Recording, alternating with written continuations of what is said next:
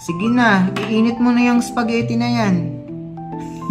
Hi, House Hunter Trevor here at nandito tayo ngayon sa Berena unit natin sa First Impressions Batulaw. And nandito ako sa model unit natin kasi nagsosolo ko.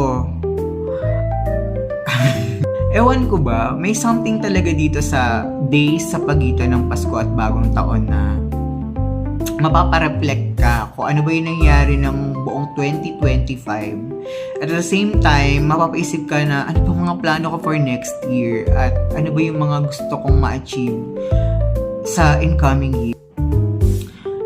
Ang saya lang, balik tanaw kasi alam mo yon, mas nakikilala mo yung sarili mo in a sense na may mga bagay pala tayo na akala natin hindi natin kayang gawin pero nakaya natin this year.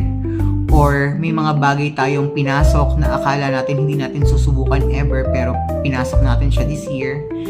And nakakatawa na mas makilala natin yung sarili natin in that process.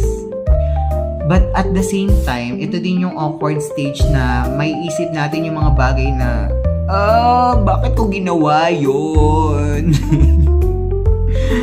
Diba? Ito yung stage na may isip natin yung mga situations or circumstances na we could have done better or we could have done something else para mas maayos natin sanang nagawa or naayos yung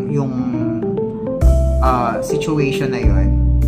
Pero yun naman yung maganda doon kasi yung reflection na to, yung reflection time na to, yung tumutulong sa atin na matuto sa mga pinagdaanan natin sa nakaraang taon.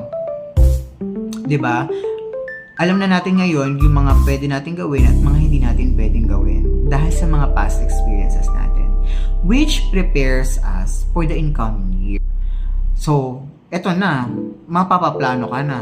Dahil alam mo na yung pwede at hindi mo pwedeng gawin, magpaplano ka na ngayon or ilalagay mo na or ilalatag mo na yung mga wish mong mangyari for the incoming year.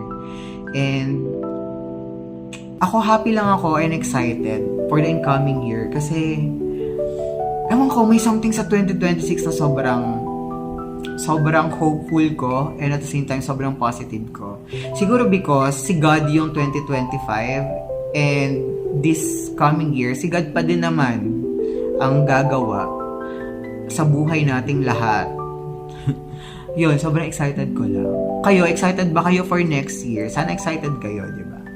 So, akala ko ba bahay binibenta mo? Bakit may paganito ka?